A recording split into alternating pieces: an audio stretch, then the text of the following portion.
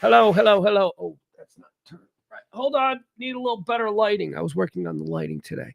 Hi, everybody. Welcome in. It's the High Noon Rant. I am Pugs Moran. Why is the camera just. That is not good. There you go. There we are. That's how I like it. Hi, everybody. Happy Friday. Pugs Moran here. It's the High Noon Rant. The High Noon Rant, a 2 hour at least stream of consciousness rant on all the day's news, hot topics, current events, trends, whatever it is that people are talking about. I try and give it to you with a hot take, and then we move on. Show is just supposed to be, I don't know, a nice way to kill the day, and maybe on the off chance you're listening in the background, you're hearing a little something you could bring up at dinner tonight. That is my hope for you on this weekend. Stream of consciousness, like I said, there are no breaks, no stops, no nothing. We don't play a song, we don't do traffic, nothing like that. No commercial live reads, just me and my thoughts. A true exercise in narcissism. That's what this is. So if you're ready, here's how we do it. We do it in 4 different parts, 4 segments. Okay, the quarters we call them. I call them 4 quarters. First quarter, we start out. Here's what I do. I tell you everything that happened on this day in history. It's a This Day in History segment. I know what you're thinking. Oh, like every hack morning shows. No. We do it differently because we call it antecedently on this day. It's fancier. It's a fancier version. Quarter 2 is birthdays, right? Same thing. But here's where we do birthdays. We mention people throughout history who were born on this day, and then we just decide if they're cool or not. Like, do we wish them a happy birthday? Nothing more, nothing less than that. Quarter 3 is the deads. This is fun. The deads are where we take people who died on this day. Again, people of significance, people, celebrities, notable quotables, whatever they are. People who passed away on this day. We look at their life's resume and we go, heaven or hell, what do you think? And we really get into some stuff with that. So I enjoy that. That's quarter 3. Quarter 4, that's where we do all the hot topics, current events, trends, whatever it is people are talking about, the headlines, whatever it is they're screaming about on Fox News. We give you all of that. That's quarter 4. So quarter 1, quarter 2, quarter 3, and quarter 4, all delivered in a stream of consciousness rant by yours truly. Today's executive producers, well, we didn't get any tips yesterday, so we're going with the same people who produced yesterday's show. Thank you so much to Christina, Peter, and Leslie.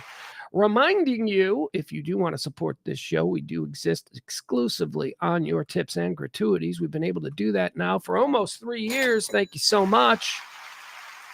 We don't live well, but we live. Drop a little something if you are so inclined to support this style of talk radio. Non-divisive, non-political, current events, fun, but also serious. All right.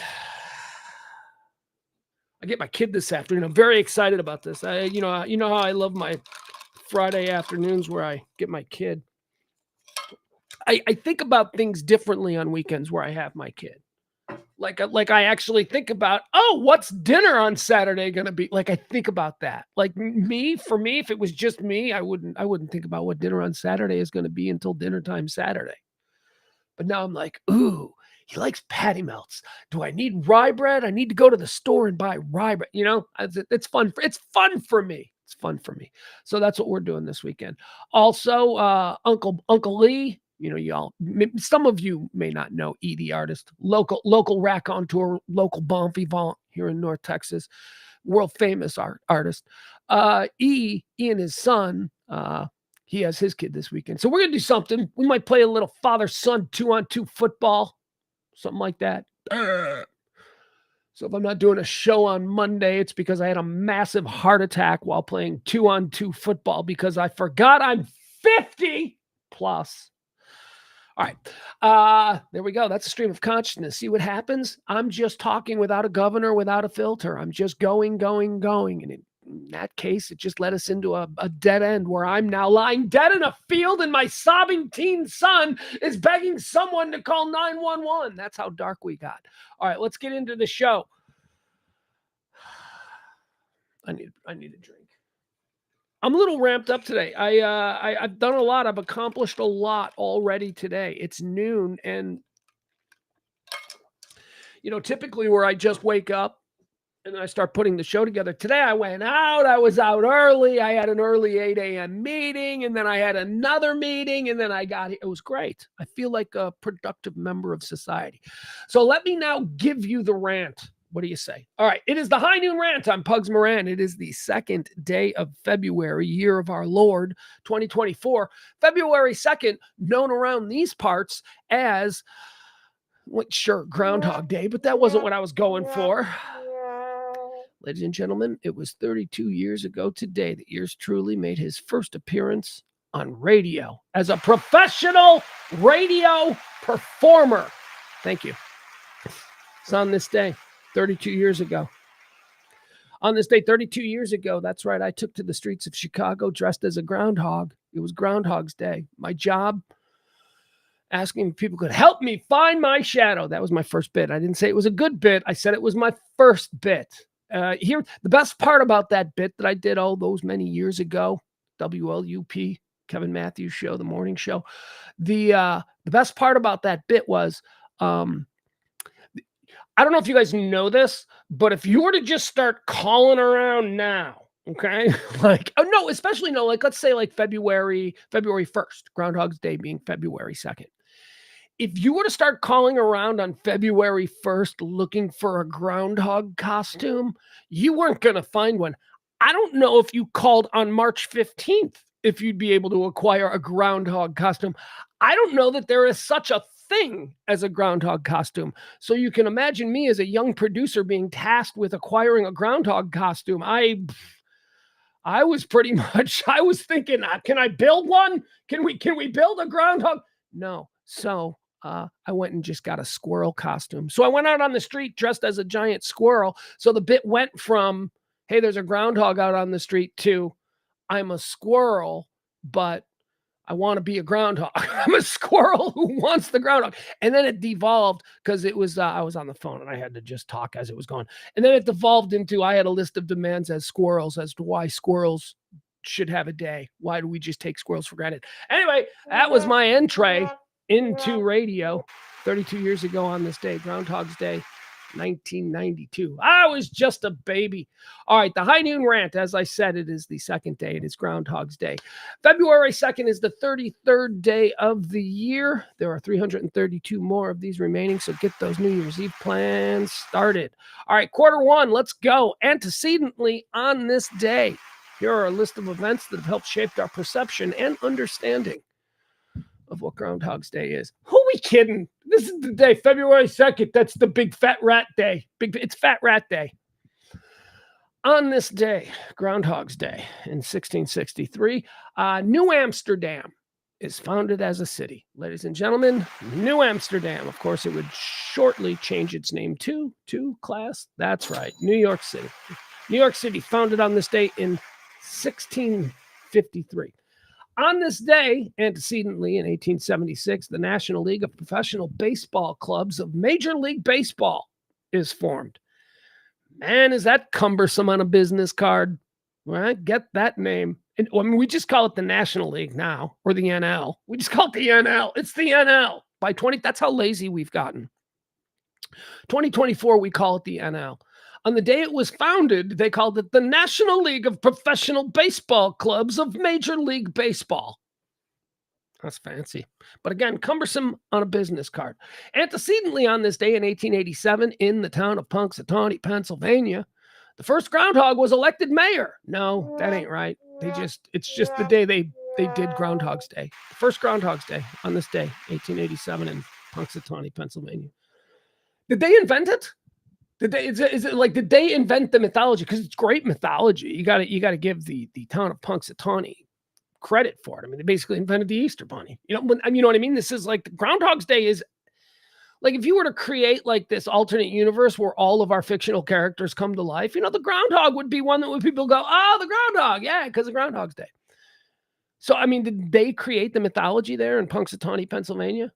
Was it just like some dude who was a writer who's probably ostracized because you're probably weird? No, 1887, you could be a writer, right? 1887. So he's probably a writer, the weird guy in the town. He wrote this weird story. I don't know the origins. And honestly, don't care enough to just, fall down a Wikipedia hole because I'm sure the answers are out there. Antecedently on this day in the year of our Lord 1900, Boston, Detroit, Milwaukee, Baltimore, Chicago, and St. Louis agreed to form baseball's American League. Look at that. How weird is that? 1876, the National League of Professional Baseball Clubs of Major League Baseball is formed. The National League on this day in 1876. And then on this day in 1900, the American League. Look at that. You seeing a pattern? I think that was probably intentional. That's my co-host. He doesn't appear much lately because I've got him under control, which is a really good sign for my mental sobriety. I don't even know if that's a word. I just coined it, mental sobriety. Those are the kinds of things. You know what? I'm going with it. Hashtag mental sobriety. Schizophrenic me, that's the guy in my head. He tells me my whole life all my great ideas are garbage and I shouldn't pursue them to my fullest. I should give up. I should quit. That's my co-host. Every now and again, he's going to chime in. Let's see here. Antecedently on this day in 1943 during World War II, the Battle of Bottle. Oh, Jesus. Guess look at there you go. There we go again. Hey, he can never run for president. Listen to him saying the wrong word. Antecedently on this day, the Battle of Stalingrad came to an end. So any of you dudes into dad porn? I love dad porn. Dad porn is what's a good example of dad porn? Well, right now I'm neck deep into Jack Ryan. Jack Ryan on Prime is dad porn, right? Reacher. The show Reacher is dad porn. The kind of shows that are out there that only dads watch. So anything having to do with Stalingrad, that's dad porn. That's so if you're familiar with Stalingrad, if you're familiar with that story, today was the day. Today was the day the tide turned. Today, here, I'll give it to you exactly. The Battle of Stalingrad comes to an end when Soviet troops accept the surrender of the last organized German troops in the city. Oh my God, those German troops, they were so hungry. They just wanted a sandwich. They're like, okay, can I just get a sandwich? Can I just get some borscht? We're in Russia, right? Borscht, that's what you people eat. Antecedently on this day in 1990, apartheid, okay? Apartheid, remember that thing? That was a thing. That was a thing. Here was my understanding of apartheid, being a white, suburban, raised, sheltered kid. My understanding of apartheid was this. Ain't gonna play Sun City. No. That was it. My entire understanding of apartheid was because of that song, Sun City, which was one of these protest songs done by, it's kind of like We Are the World, right? It was all a collection of artists who came together to raise attention for apartheid and all that. And apparently Sun City was like the Vegas of that era, and all these musicians and artists would play Sun City. And so they decided they weren't going to play Sun City. That was it. That was pretty much all I knew. But on this day,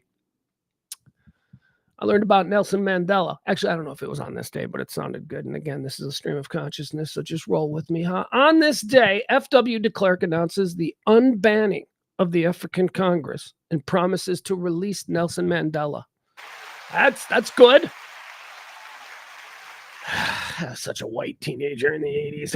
I was just like, no, Larry Bird. Running around my Larry Bird jersey. Denial. No, I'm kidding. I never had a Larry Bird jersey. I had a Kevin McHale one. On this day, antecedently in 2005, the government of Canada introduces the Civil Marriage Act. This legislation would become law on July 20th, 2005, legalizing gay marriage in Canada. Canada, first through the door with really important legislation that shouldn't be important at all. We should just be like, yeah, who cares? That's fine. But we made it important for crazy, weird reasons. And I don't know. It's been a couple of years, right? Since we let gay guys marry, right? Or gay women marry, whatever. It's been years and everything seems okay, right? We got through it. Okay. We're going to get through Taylor Swift attending football games too. Same way. We're going to get through it, guys. Okay. All right, there you go. That's quarter one. That's antecedently on this day. How about now? They claim it's their birthday.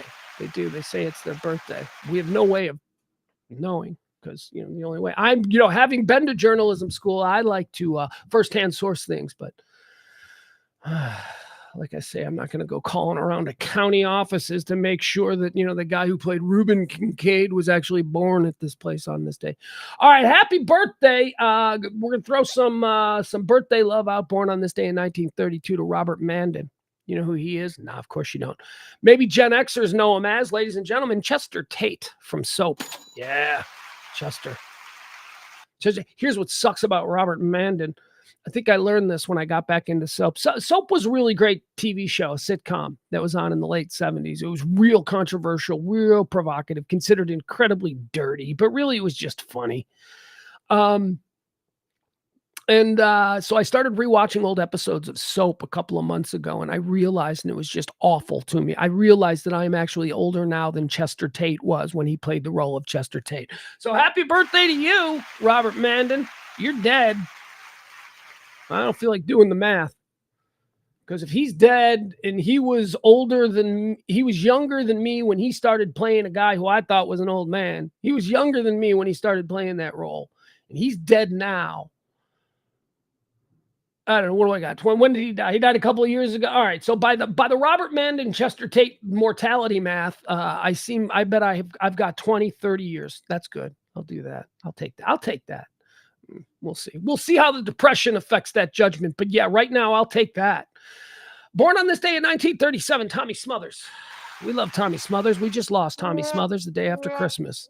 Tommy Smothers is a genius. Tommy Smothers is a great man in American comedy. Born on this day in 1937. Born on this day in 1942. How about Graham Nash? Just a song before I go. To whom it may concern. Oh my God. Graham Nash is a dude. I rode in an elevator with Graham Nash once. We were at the Grammys, and it was Graham Nash. And this is why it was even cool. It was Graham Nash and Stephen Stills, which question one, whoa, you guys are riding elevators together? That means you must have arrived together. Are you guys talking? Are you guys together? Are you guys friendly?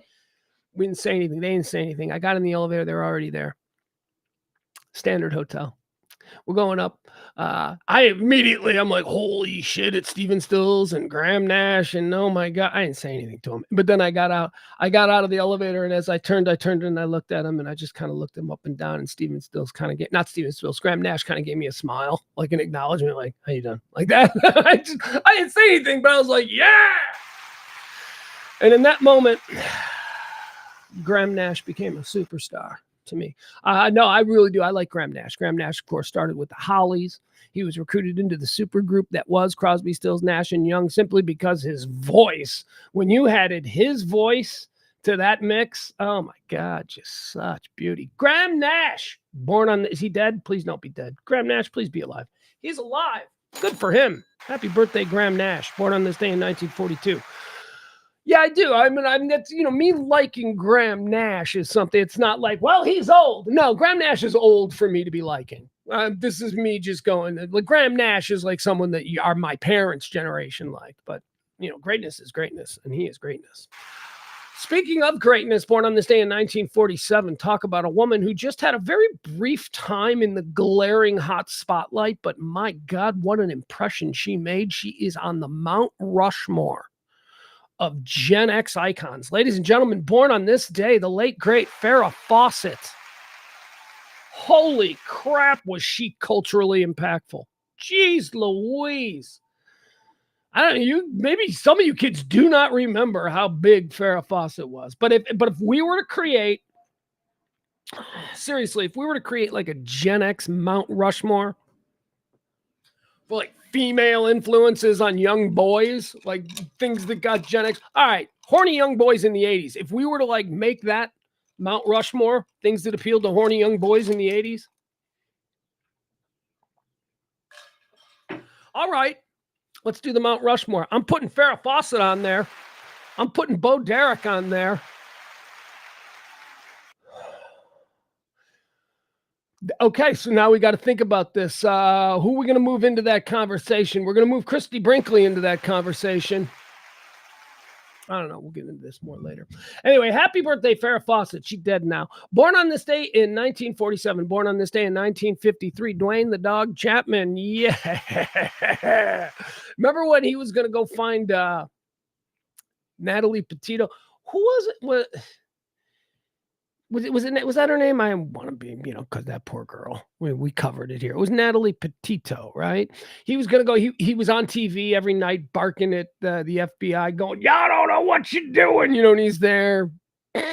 Dog the bounty hunter. I'd find her in a day. So then, apparently he raised some money, some private money. Probably had to go fund me, Dwayne the Dog Chapman, to go find Natalie Petito, and I'll find her in a minute. All I need to raise is $5 million from you fine Newsmax viewers or whatever it was. I don't know. So then he goes out there and he's like, all right, I'm going to go find her. And he went into the woods and he got half a mile in and he broke his ankle. And he had to come back. And then so there's a lot of stories about this. In fact, he was so embarrassed that he then had to pay, or he used money to fly to Denver to have emergency surgery when he didn't need it, but he knew that story needed to exist so that he didn't seem like a pussy and that it seemed like it was a real serious injury. So the headline was Dwayne the Dog Johnson bounty. Wait, is it Dwayne? No, it's Chapman.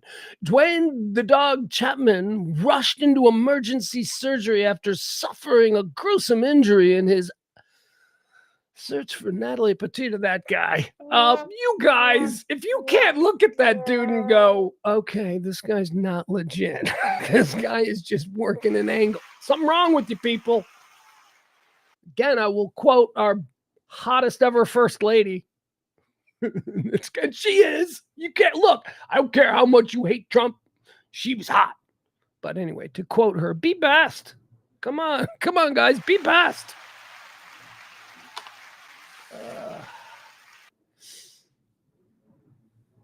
Saw a debate online about whether or not, if RFK Jr. were to become president, would his wife, Cheryl, I just call her Cheryl David from Curb, but that's not her real name.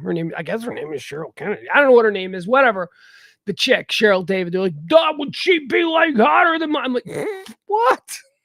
Larry's wife from Curb Your Enthusiasm isn't even in the same hotness area code as Melania Trump. Are you kidding me?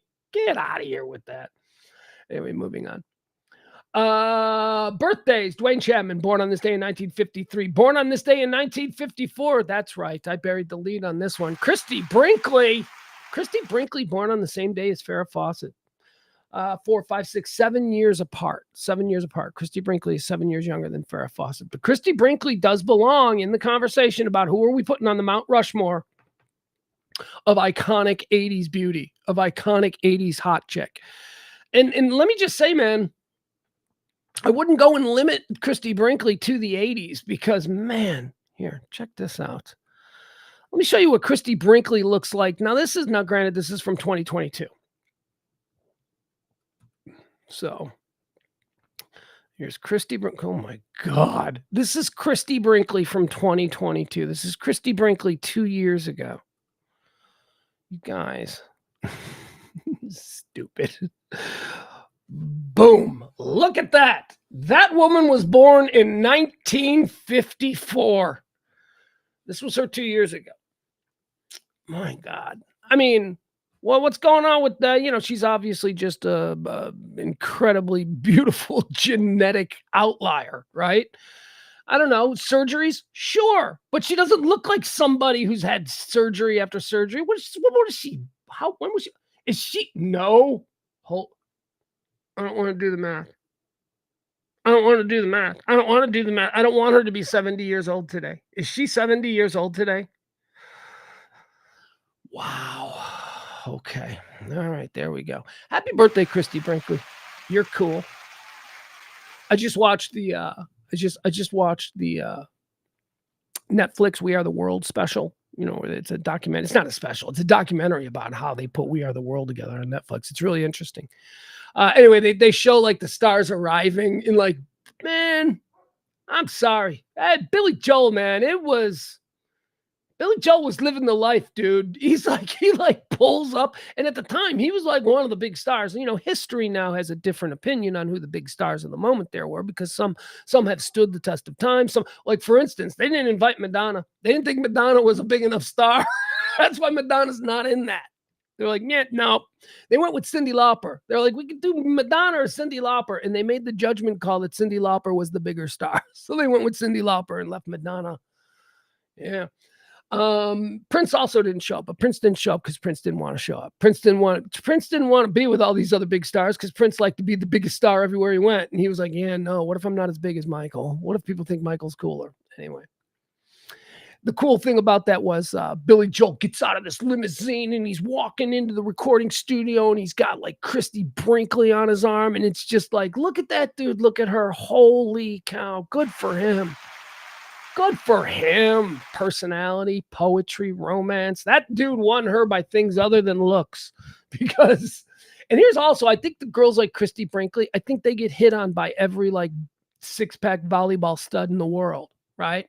How you doing? And I think that becomes boring to them. So on some level, these absolutely gorgeous women are probably more receptive to a little bit of game, a little bit of interesting game. A guy with a little something different coming at him. And that's usually the funny fat guy. Not that Billy Joel was fat, but he had a dad bod. All right, that's gonna do. Is that it for birthdays? No. Sorry, we got one more. 1977. Shakira. Shakira was born on this day in 1977. Okay, there you go. That's Q2. Those are the birthdays. Now let's go into the deads, ladies and gentlemen. These are the people who died on this day quickly. Dead on this day, heaven or hell, Boris Karloff, English actor, famous for playing Frankenstein. Hell, right? He played Frankenstein. I'm not going to overthink it. Dead on this day in 1979. We talked about him yesterday because yesterday was Johnny Rotten's birthday from the Sex Pistols. Today, on this day, 1979, Sid Vicious died. He is absolutely in hell. Sid Vicious murdered Nancy Spungen. Okay, Sid Vicious didn't die in the situation with Nancy Spungen. Sid Vicious murdered Nancy Spungen in the Chelsea Hotel. And then he got his record company lawyers to, get him free on bail. And while he was out free on bail is when he ended up killing it. He's a loser. Sid Vicious, a little psycho. He's in hell. Dead on this day in 2014. Here's a big one.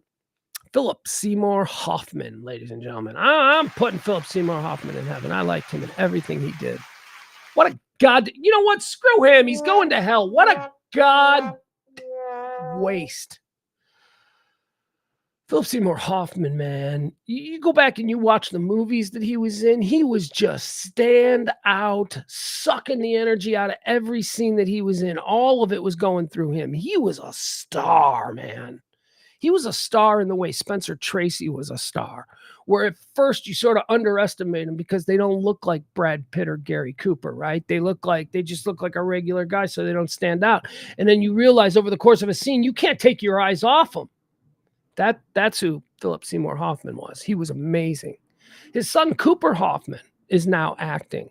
And I'm watching Cooper Hoffman very closely because, his dad was really great. And so I root for the kid. Cooper Hoffman was in last year's, not Mystic Pizza, Mushroom Pizza, Psychedelic Pizza, whatever. It was a P.T. Anderson film. I forgot what it was called. It was good. Psychedelic Pizza, whatever. I don't know. It was good. It was good. And it starred Cooper Hoffman, Philip Seymour Hoffman. Cooper Hoffman has been cast, a story actually that's breaking today. We'll talk about it later coming up. Cooper Hoffman has been cast in another big role. He's playing, I believe it's Lorne Michaels in the SNL 75 film being made by Jason Reitman. Jason Reitman is making a film about opening night of Saturday Night Live in 1975. And I believe it's Cooper Hoffman playing. Cooper Hoffman is either playing Lorne Michaels or Dick Ebersol. He's playing one of the executives behind the launch of the show. Anyway, moving on. Philip Seymour Hoffman, hell, because it's a waste. Just, God, I'm mad. He's so good in Boogie Nights. He's so good in everything. Also, dead on this day in 2013. I am not going to render judgment on this one. This is the first time I think that we've ever crossed this bridge with the heaven or hell. Because I knew this person personally, and I have openly discussed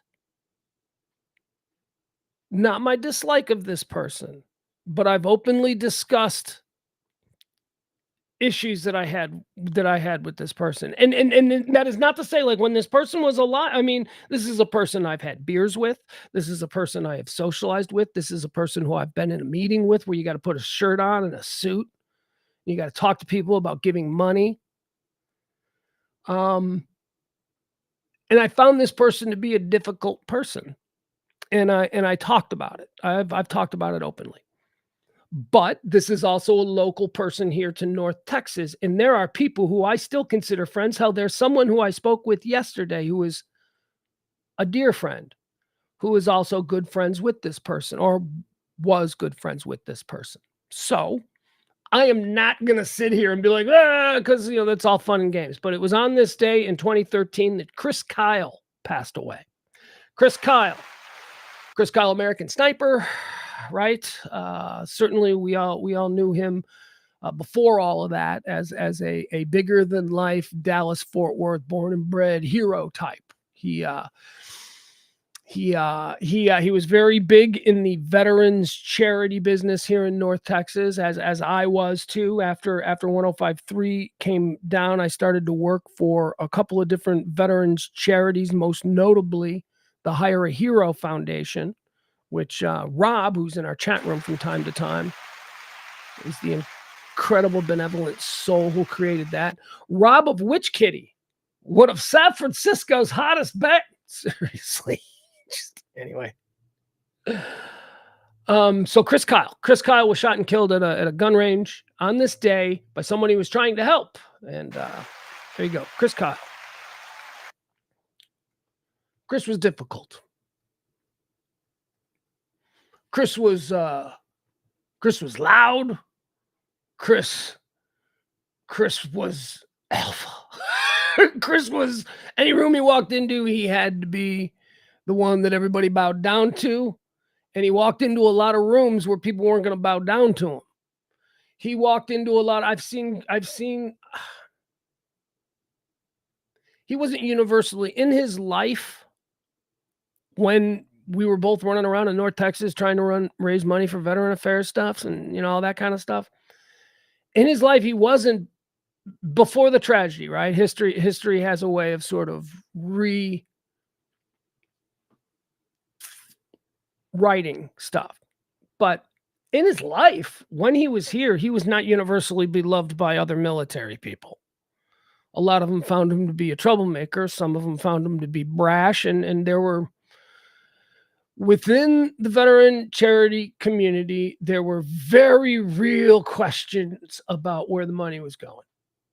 That's all. And that's a problem with any charity. That's a problem with any, you got to keep your eyes on that. Anyway, that's why I fully endorse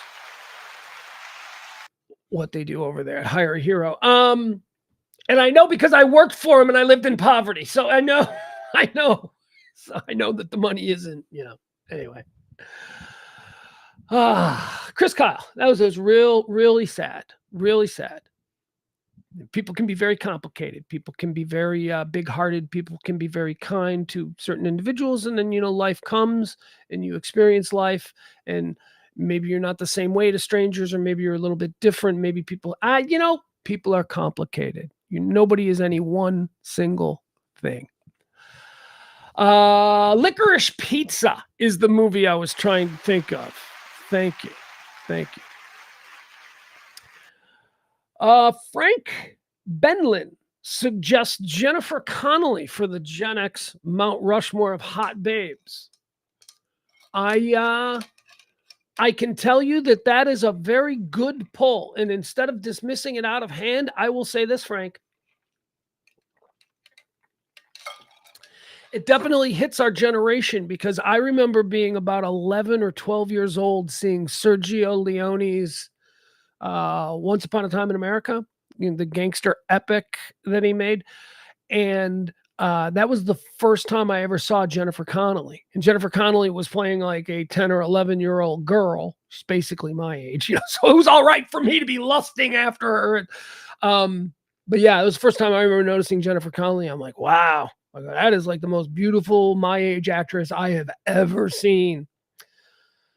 So yeah, and when you couple that, you bookend that with what was that movie she did with the guy who's not John Cryer, but I think is John Cryer, where she was trapped in a Target store and then she was riding that mechanical. Woo! Jennifer Connelly. Good pull. I like Jennifer Connelly. Barney, we talking Chris Connelly? I don't really want to get into it, but yeah, I mean, I'll read all of those later and maybe privately have conversations. But you know, when it's things, you know, it's complicated. We always err on the side of being respectful. Always err on the side of not accidentally hurting somebody's feelings. What, are you afraid of snowflakes? I don't know. You gonna go back to bitching about Taylor Swift? Huh? Who's the snowflake, bitch? Stop it. So come on. All right, that's it. Q4. It's time now for us to get back into what we do here on this show. This show is tell you everything that you need to know about the day. Again, I'll remind you, the tip jars are wide open. Plenty of room. You can stick your whole hand in there. You want to drop a little something into the tip jar, help us out, help this show continue going. We would appreciate that. All right, moving forward, the big stories. Here's everything that's happening today on this very day. Iran. All right, so here's what's happening with Iran. Again, you want, like, you know, real complicated military breakdowns of what our strategic plans are. Well, I don't know. If you find that, tell me where it is, because I'm interested. But here's what we know. We're about to do something. And that's it. That's all they're saying. We're about to do something, and it's gonna be targeted against the strategic locations inside Syria, and I don't know, wherever. Here's what I know. We're not going after Iran. We're not going after Iran directly. We're going after what we have determined are Iranian sites in the area, but not in actual Iran, which would, you know, definitely cross a line globally. I mean, people are like, well, they've invaded the country to drop bombs on them. So I guess it's different if the bombs are actually being dropped in a third-party country, because if we're attacking Iranian military, we're making this distinction between attacking Iranian military whose boots are on Syrian ground and attacking Iranian military whose boots are on Iranian ground, only because of the global perception that shifts the minute we attack them on their own ground. And now we're an invading force, and oh God, it's also silly and it's also complicated. And this is why we're going to move on. But that's what's happening. This weekend, we'll probably get some kind of, like, you know, military action in the region from U.S. forces. All right. So here's the big story that everybody's barking about. We do this every month, and I always tell you don't pay attention to it because, geez Louise. But here, I'm only going to read you some of the headlines, okay? On the subheading of the economy, record U.S. oil production frustrates OPEC nations. Another headline, America now largest producer of oil in the world. Here's another headline. Boom! Another massive jobs blowout. The jobs report came out. They were predicting 175,000 new jobs, and they created 375 new jobs. So there you have it. And they're all very proud of themselves. Let's see. Here's another economy headline. It's 353. That's what it is. 353,000 new jobs added in January. Economists stunned. Huge jump in pay for average worker being reported. Okay. And now here are some other headlines that I thought we would throw in. Okay. Here's some other headlines. Zuckerberg's wealth surges by $27 billion as Meta rallies.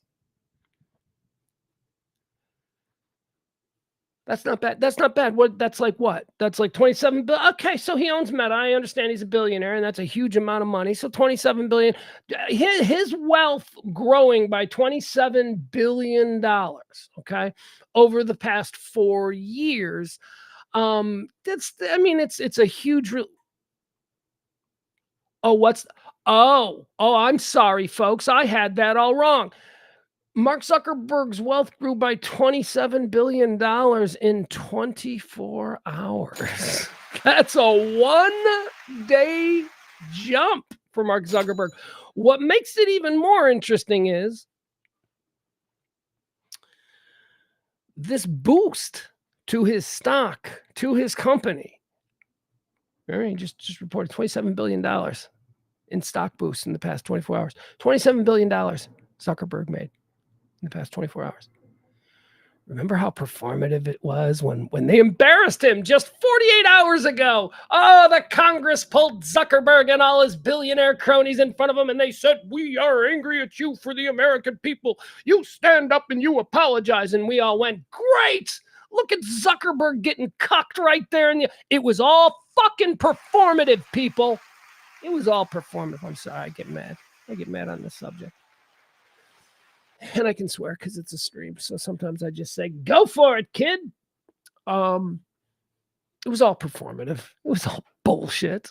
Because in any normal world, that performance by Mark Zuckerberg, the head of Meta, would cause stock prices to crash. They'd be like, "Look at him, he's a fool." But the people who are invested in the stock market and the people who actually make all that money understand that that wasn't real, that was performative. And if that's the worst thing that happens from these tech hearings, hey, the tech train just going to keep on rolling because we've all just been distracted by the fact that Mark Zuckerberg got cucked by Senator Hawley.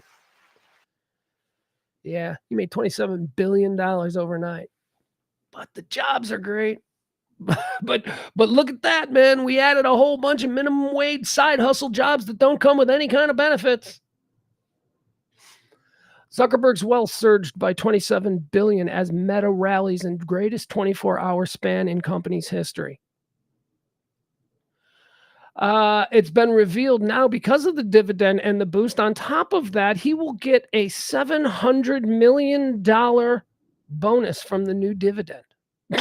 700 million. Okay, so they're just made up numbers at this point. They're just made up numbers, right? Like, what? Who even cares about getting $700 million from a dividend when you've already gotten $27 billion in 24 hours? Got to be kidding me with this stuff. Also, here's another headline for you. Larry Page of Google. He was another one that was dragged in front of Congress the other day. Larry Page celebrated the humiliation, or I guess commemorated the humiliation, by purchasing his fifth island. That's right. Larry Page of Google has just closed on his fifth island. But guys, the economy is great. The economy is great. How you doing? Because you know what I just did? I just paid, I think it was $2.97 for a gallon of gas. I mean, all right, that's not crazy. But, you know, we were given the shock of close to $5 a gallon. So we're prepared for that. So now $3 doesn't seem that bad, but $3 is a lot more than it was just a couple of months ago. If we are the world's we're the globe's number one producer of oil. If that's the case, then why did I pay $2.95? Why am I almost at $3 a gallon? Well, it's a good thing the economy is doing so well. And it's a good thing that Larry Page finally got that fifth island he's been just endlessly going on and on about. Sure, 4 islands are impressive, but if I could just get my hands on that fifth island, the Thanos glove of islands, I can control the entire Antilles. All right, so there you go. That's what's happening for those people. Those people are having a good time, and Joe Biden's, taking credit for it, and all. Maybe it's deserved. I don't know. Look, I don't know. It's anytime the economy's good, it's the president did it. Whatever. We all celebrated when Trump got the stock market over 20, right? Where it's a historic 25 or whatever the number was. It's a historic number, and very touted and patting himself on the back. And look at nobody ever believed the stock market could get here. I mean, now are we breathing down the neck at 40 now? I mean, but Biden's economy is terrible. I don't know. It's all lies, man. It's all lies, which is why I tell you, vote by the price at the pump and the price of groceries. That's how you vote. Don't be distracted by any of these. Don't ever listen to anybody on Fox News telling you that Biden's destroying the economy. And don't ever listen to anybody on MSNBC telling you that this is the greatest economy that's ever been and it's all because of Biden. The economy is the economy. The people who make billions and billions of dollars, guys who own 5 islands, okay, they're not going to let their empires rest in the hand of some dude that's popularly elected every 4 years. The president has nothing to do with it. Stop it. making us think the president has something to do with it is part of the mass distraction to keep us not paying attention that Larry Page bought his fifth island yesterday. Meanwhile, the Wall Street Journal has a big article today, a huge story talking about the booming economy and talking about how everything is so fantastic in this world. And if that's the case, why are groceries still freakishly expensive? That's right. This is from the Wall Street Journal today. We just talked about, Zuckerberg getting $27 billion in 24 hours and Larry Page buying his fifth island. Americans are finally getting a break from inflation, with prices for gasoline, used cars, and health insurance all falling over the past year. And gasoline, let's revisit that. All falling over the past year, relieving families and buoying President Biden's 2024 re-election bid. But prices painfully remain high for one particular frequent purchase: groceries. Grocery prices have jumped by 25% over the past 4 years, outpacing overall inflation of just 18%. So see, your grocery stores, they're taking advantage of the fact that we know that inflation is happening, and it's happening at 19 cents more. But they've decided they're just going to, because we're aware that it's happening, and we ain't going to do the math because we're stupid, they'll just raise it 25%. Right? This is what they do, and collect the extra 6. We're collecting 6% more profit because you people understand that we're not making as much profit. So prices have to go up. Do you see the shell game? It's a shell game. Man, the best way, again, and I don't beat the dead horse on this, but the Dollar Tree is the best example because everything's $1. Everything was $1. You walked in, it cost $1. Inflation went up 14%. All right. And they're like, we're losing money on this. Everything's $1. So the thing to do would have been to raise it 14%. Hell, maybe even raise it 15. I get it. Make your extra penny. That's fine. They raised it 25%. They for the past 3 years, because we all understand things are more expensive now. So for the past 3 years, we've just been like, okay, they're gaining an extra 14% profit off of us being freaked out by economists on Fox News and NBC Business or whatever. Stop it. Jesus. Grocery prices have jumped 25% over the past 4 years, outpacing overall inflation 18%. While prices of appliances, smartphones, and a smattering of other goods have declined, groceries got more expensive last year, with particularly sharp jumps for beef, sugar, and juice, among all other things. Okay. All right, there we go. So, hey, if we keep carrying water for the rich people and keep acting like it's them damn dirty libs' fault, if we keep doing that, Larry Page might get a 6th island. And you know what? Someday he might invite you. He might see one of your tweets carrying water for all these awful interests and blaming the pedophiles out there in Hollywood. You're being distracted. Maybe one day Larry Page will see a tweet and he'll go, that's my kind of fella. Hey, I'm going to DM him and invite him into the world of the Illuminati. It's never going to happen. Okay? You're one of us. You're not one of them. Realize who you're in league with. Let's go. Let's get the torches. Okay. Now I'm getting excited. Jeez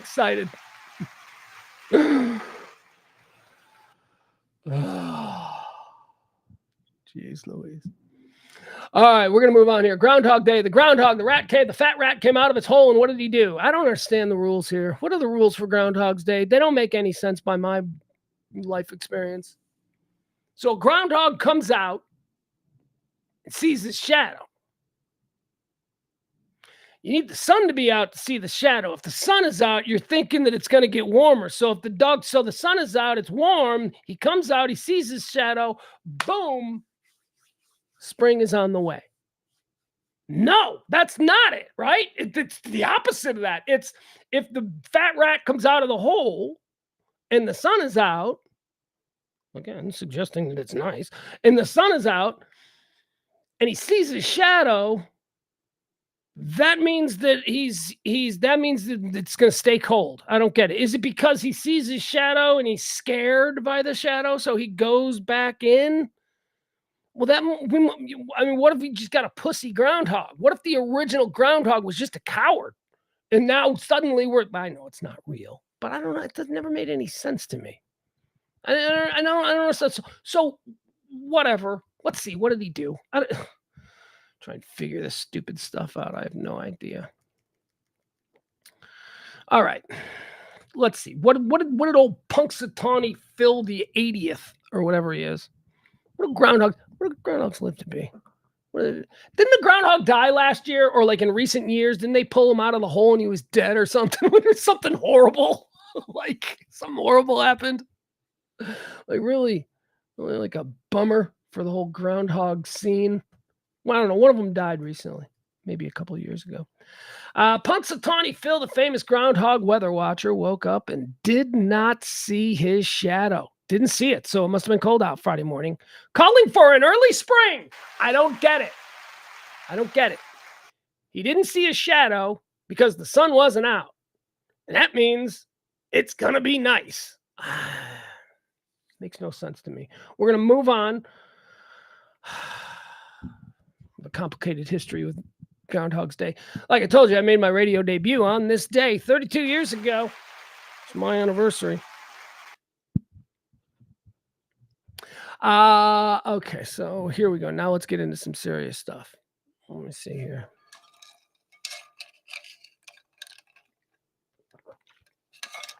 I'm thinking, I'm not sure.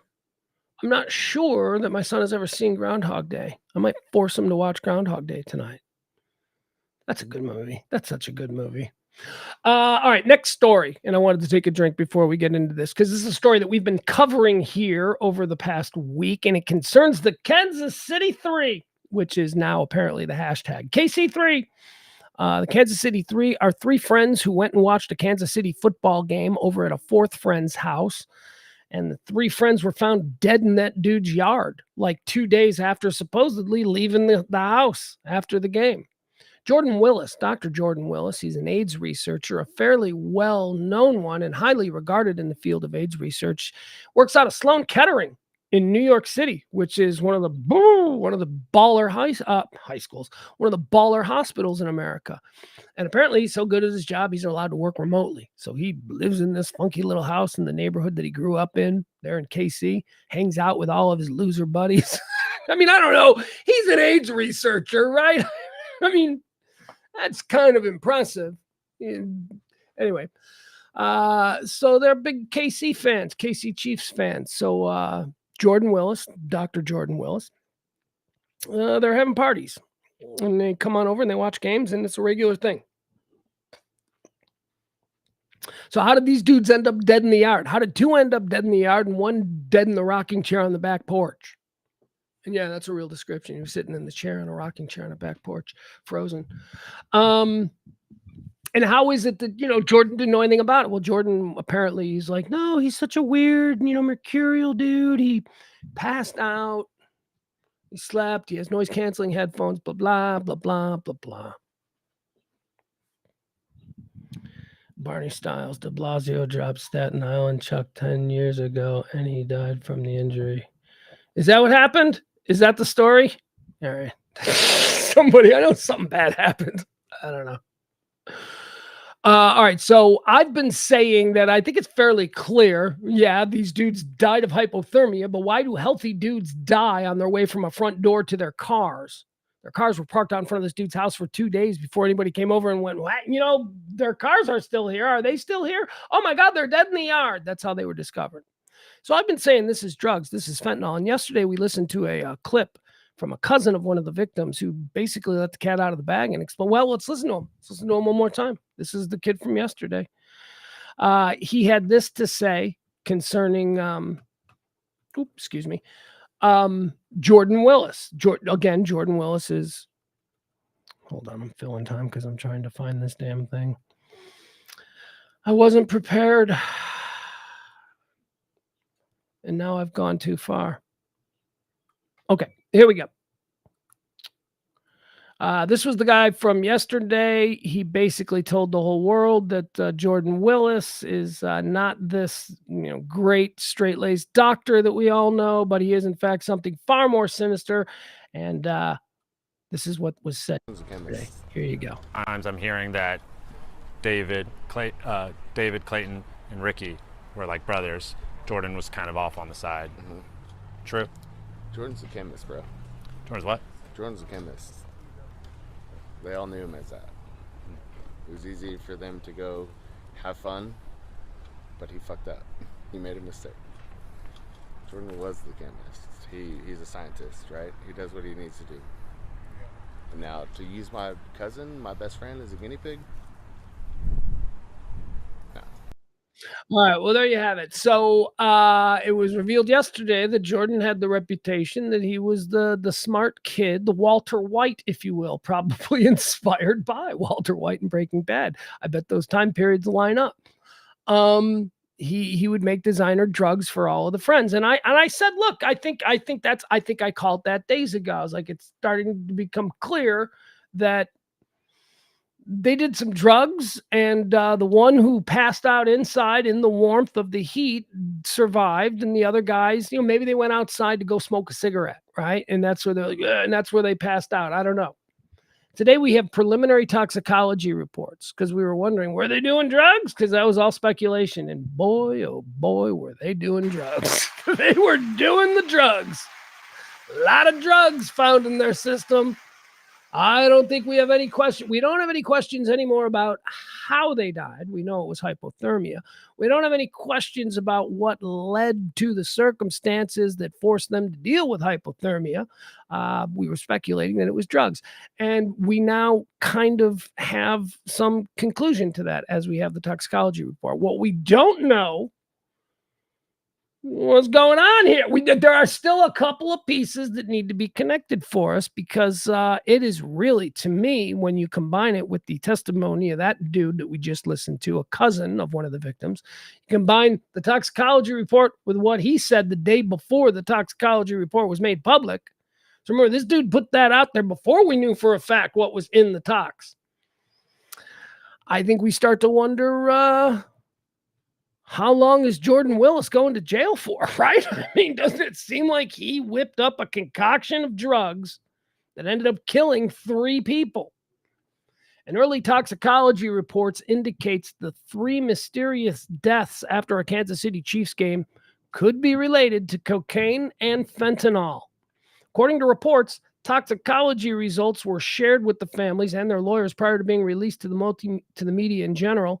One source connected to one victim says traces of cocaine and fentanyl were found in the deceased's systems. At this point, it might not be the only factor connected to the 3 deaths. Well, no, of course not. Hypothermia is they froze to death. That's, did they were they already dead? Oh, see, now that is a question. That's right. Did the fentanyl kill them and they dropped and they died and then that's right.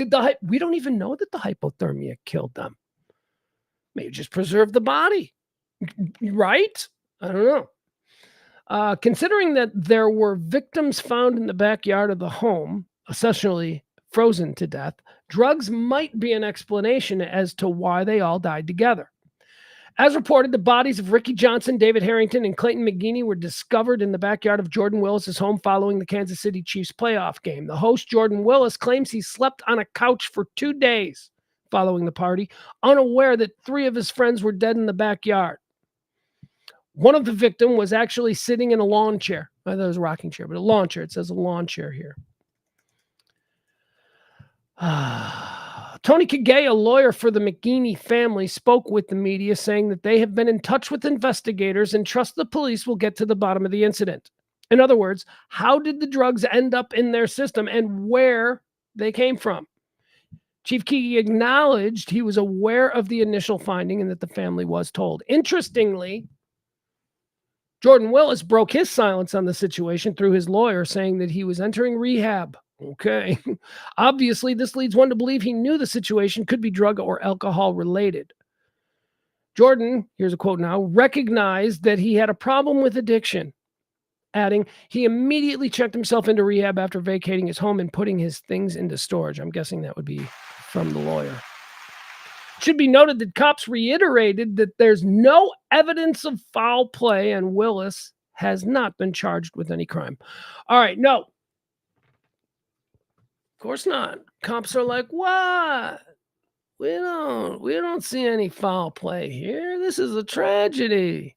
Meanwhile, they're just slow rolling it. Because I think this Jordan Willis dude, he might be a different kind. Like, I don't think he did this on purpose. I think this Jordan Willis dude, I think he just always done this and he screwed up and now his friends are dead and he might be like, all right, I'm going to take a the cops, in other words, the cops might be letting Jordan process this. Jordan might want to come to them and be like, okay, here's what happened. You know what I mean? But make no mistake, these cops are like, he made drugs with fentanyl in them, gave them to his friends, they're dead. There are any number of charges that we could bring against this kid right now, but these charges would be way easier if he just admitted to it. So let's give him time to just kind of admit it. And in the meantime, we're not going to put any undue pressure on him to feel like he's a suspect. We're just going to let him process. I think that's what's going on. But make no mistake, there will eventually be charges against Jordan Willis because it is looking like he made some bad drugs for his boys. And now they're all dead. All right, speaking of this, here's another bit of awful news as we head into the weekend here. It concerns JonBenet Ramsey. That sweet little girl who got murdered in a Colorado home. I sometimes conflate the two stories of JonBenet Ramsey and Elizabeth Smart. But JonBenet was killed. Elizabeth wasn't. Elizabeth was found. There was a happy ending with Elizabeth Smart. She grew up. JonBenet didn't. But a dude who a pedophile, oh God, what is up with our justice system? This is not political. I don't know what's up with our justice system. There is a dude being released from prison who says he killed JonBenet Ramsey, who was in prison for 8 years because he had like 10,000 billion files of child porn on his phone and was like uploading child porn at public libraries. I mean, he also, like, in 1996, when the day before, when the JonBenet thing happened, this dude called a friend and said, I just killed a little girl in Boulder. And his friend has been telling cops since the JonBenet story broke. The day after the JonBenet story broke, this dude called cops in Boulder and said, look, I got a friend who's got some problems and he calls me and tells me things. You know what the cops said? The cops said, yeah, we're not worried about it. Dude wasn't even arrested until 4 years later on completely unrelated charges. Pedophile released. Sex offender Gary Oliva, who confessed to killing JonBenet Ramsey, is freed on parole. Ex-pal warns no child is safe. A convicted pedophile who has claimed to be JonBenet Ramsey's killer has been freed on parole after serving an 8-year prison term for child pornography offenses. Gary Olivia, 60 years old, he was released from custody on Wednesday. Back in 1996. Okay, this is the story I just told you. Hold on. Let me see what it says here. We don't need to go through all these details. He claimed he did it. He was like, yeah, I did it. And they're like, nah, you didn't. Like, nah, you didn't. We think it's the father. And I'm going to go on Nancy Grace tonight. And I'm going to tell Nancy all about how I think it's the father. Yeah, the father was on a business trip. That's how I snuck in and murdered the little girl. Nah, you didn't. There was a whole industry created around the exploitation of the murder of JonBenet Ramsey. Don't kid yourself. And this dude's like, yeah, no, it ain't glamorous. I'm just a vagrant pedophile, but I did it. No, you didn't. It had to have been. I don't know if this guy did it or not. What I do know is this guy is obviously someone who shouldn't be out. Anybody who's walking around going, I killed JonBenet Ramsey, want to see some child porn on my phone? That guy should not be out. So I ask again, what's going on with our justice system? A search of his phone. Well, we don't need to go into his charges, okay? Throughout his incarceration, Oliva penned dozens of rambling letters to his old high school classmate, Michael Val, claiming to be responsible for JonBenet's murder. In copies of his letters obtained by the Sun, Olivia also expressed grappling with cannibalistic urges and often composed hand-drawn sketches of JonBenet's dead. Vale has claimed for years that he received a call on December the 26th, 1996 from a crying Oliva, hours before news of JonBenet's death would make headlines across the country. In this call, he was allegedly told, "I hurt a little girl in Boulder today." He reported the call to the police the following day, but claims Boulder investigators failed to act on the tip for more than 4 years. Oliva was due to be released from jail in 2025, but has been granted parole early. So there you go. Where this guy's out there. It's out there in Colorado. I don't know. It's been 2 days. Maybe he's made his way somewhere else to terrify humans. All right. Anthony Anderson, one of this stream's favorite individuals. You know Anthony Anderson, and he's wonderful. Do we have any more roles that we can give Anthony Anderson? He is just a delight. He's also a rapist. He's also been accused of rape multiple times. Just fall into Anthony Anderson's Wikipedia page. You'll see what I'm talking about. I don't know. We just overlook Anthony Anderson. We're going to stay focused on Louis C.K. We're going to stay focused on Anthony Anderson. He's fine. Anthony Anderson, we're not going to cancel him. Are you kidding me? Did you see how those girls were dressed? How was he supposed to respond? I don't get it. I don't understand why Hollywood has shielded Anthony Anderson. Anyway, Anthony Anderson was rushed to the hospital yesterday, and this is just a fluff piece about how wonderful Anthony Anderson is. So, you guys, Anthony Anderson is doing one of his 5 movies, and it goes out of its way to say that he's got 5 movies coming out. That means that this whole story was planted by Anthony Anderson's own publicist trying to make him seem really cool. Did you know Anthony Anderson does his own stunts? He does. Not anymore, because he got hurt, and he learned his lesson as they publish a picture of Anthony Anderson being wheeled into the emergency room with a big smile and a thumbs up with, "I'm getting older." We love Anthony Anderson. It's going to be fine. But seriously, it just makes me sick. Every time I'm like, there is no reasonable explanation for the selective outrage against a few and then just letting people like Anthony. It's not like it's a secret. Everybody knows it. Everybody knows what he did. Everybody knows of the multiple women who at different times over the past 23 years have come out and filed police reports saying they were raped by him. He's even been in court. Things have been adjudicated. He's pled to things. And Hollywood still lets him host the Emmys. They still let him have 5 movies coming out. He's on Blackish on the Disney network. Really?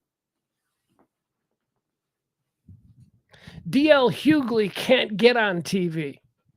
Somehow Anthony Anderson is being that's D.L. Hughley has some hot takes on Anthony Anderson that maybe you should look up. They're very interesting. D.L. Hughley is such a smart guy. Anyway, don't worry, you guys. Anthony Anderson is going to be fine. I'm telling you, man, this dude, we are watching a replay of the Bill Cosby situation. Bill Cosby was the most popular, beloved American sitcom guy at a time when the sitcom meant something. It's a little bit different now. Blackish probably has 1/1000th of the audience that the Cosby Show had back then. But point still stands. Years later, they started overturning rocks and they started revisiting things about Bill Cosby. And now we know Bill Cosby is one of the greatest falls from graces in the history of American pop culture. Is Anthony Anderson going to have the same fate in 20 years? I don't know, maybe. I hope so. But he's got 20 years of being Anthony Anderson before this shit catches up with him. And I need someone to explain why that's a thing. But he's going to be okay, guys. He's going to be okay. He's not doing his own stunts anymore because he's getting old. Oh, that Anthony Anderson. He's so lovable. Tesla's having a bad day. Tesla, we talk about all the other billionaires who are having this great day. Tesla not having such a great day because there's been a massive recall of Tesla vehicles, and this concerns a lot of them. Tesla issued a recall notice covering nearly all of the electric vehicles that it has sold in the United States over problems with warning lights, its biggest safety fix to date and the latest in a series of setbacks for the automaker. Warning lights with a smaller font size can make critical safety information on the instrument panel difficult to read, increasing the risk of crash. The recall affects as many as 2.19 million vehicles sold between, are you ready for this? 2012 and 2024. Wow. They'll receive software fix. Tesla said the company isn't aware of any crashes related to the warning light issue. Well, they will be now. Now's when the lawsuits will come. Now that they've admitted that there's a problem, now we'll start seeing the lawsuits that claim that this is responsible for whatever. There you have it. King of cable TV. This is interesting. I thought this story was fun today to talk about cable TV. Used to be a big thing to be the top cable TV provider in America. What is you Xfinity? What is you Comcast? What is you Time Warner? Who's the big dog in cable? Well, here's a sobering reminder of how things have changed. They no longer gauge the king of the cable TV industry by how many new subscribers or how many eyeballs they get on their platforms. No. Now the much easier way to gauge the king of cable is by attrition rates. Who lost the least subscribers is now how you become the king of cable.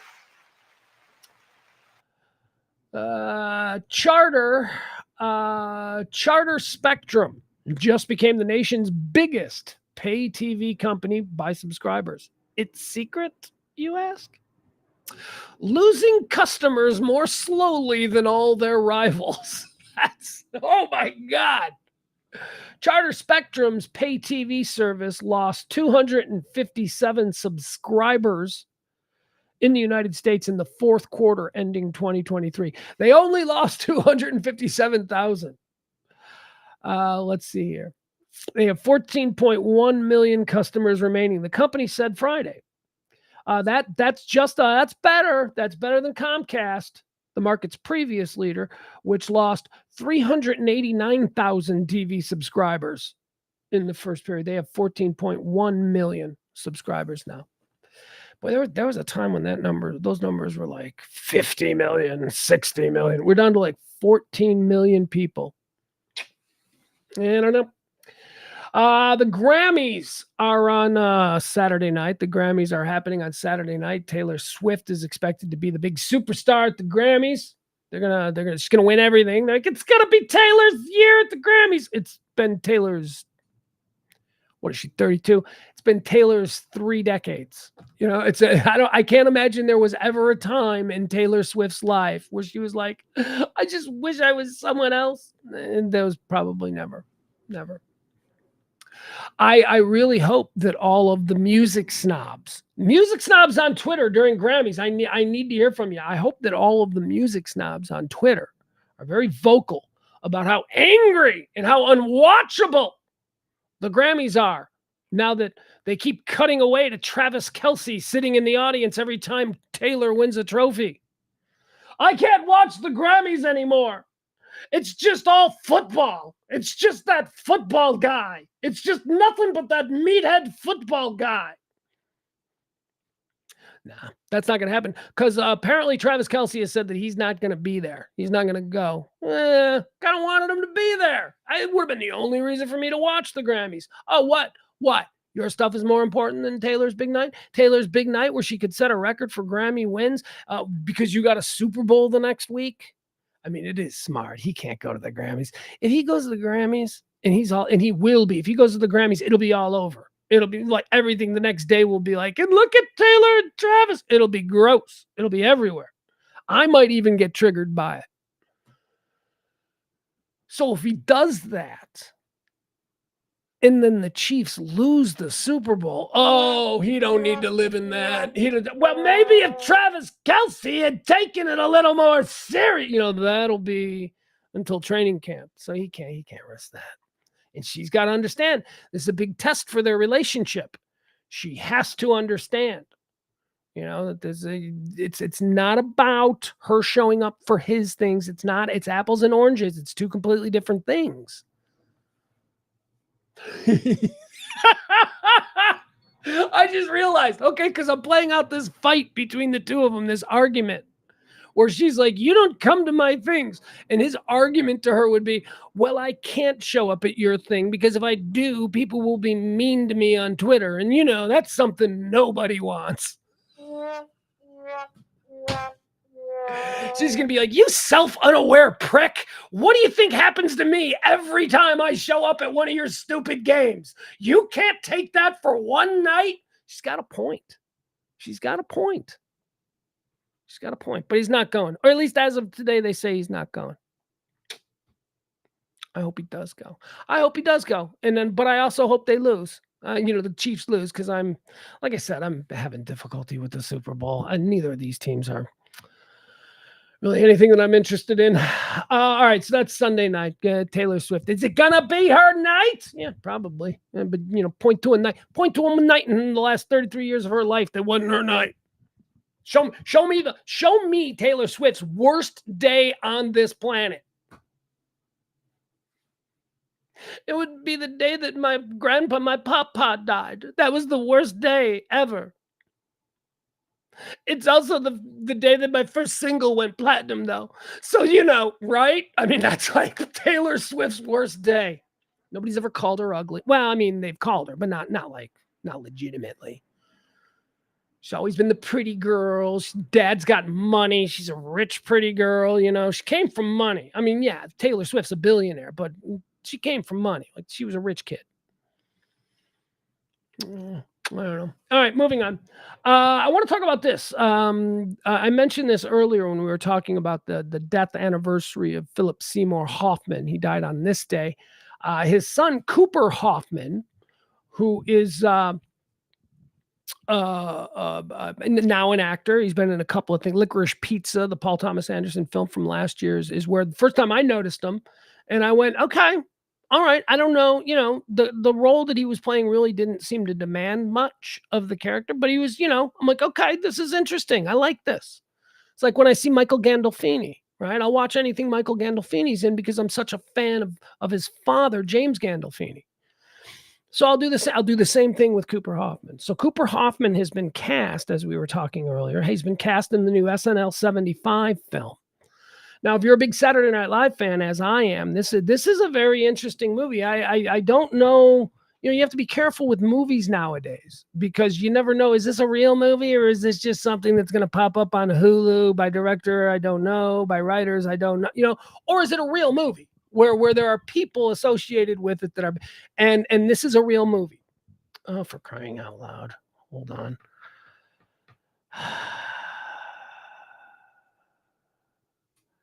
So I don't have that story now. Yeah, all right, here we go. I just have to find it somewhere else. Jason Reitman, who is the son of Ivan Reitman. Jason Reitman is behind it. He's the SNL 75 movie. There we go.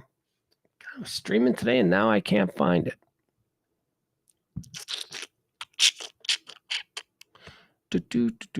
All right, here we go.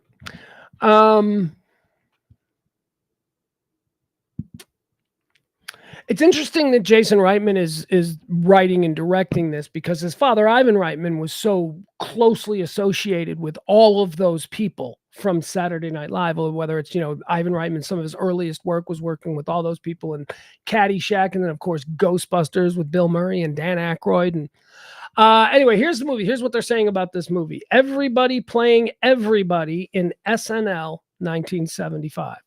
They said it never happened again. Not in a million years. It's too risky, too out there. But for the first time since The Late Shift, someone has been cast to play Dick Ebersol in a movie. SNL 75 will tell the story of the little late night show that could, and in fact still is. The film will show the backstage chaos before the very first show, counting down the minutes in real time to the infamous words, "Live from New York, it's Saturday night."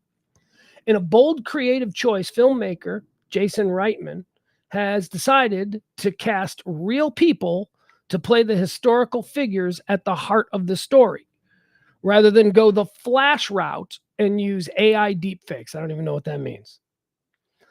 Gabriel LaBelle from The Fabelmans. Did you guys see The Fabelmans? Wasn't that the Steven Spielberg movie? So, like Steven Spielberg as a little kid.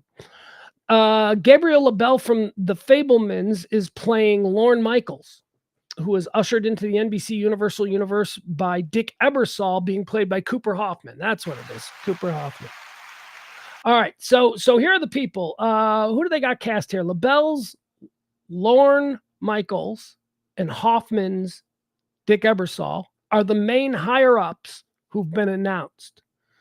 Other execs that midwifed Saturday Night Live who will be portrayed include Bernie Brillstein, Fred Silverman, and Mary Tyler Moore and husband Grant Tinker. Did you know Mary Tyler Moore had anything to do with... I mean, Grant Tinker, her husband, certainly. He was the president of NBC at the time.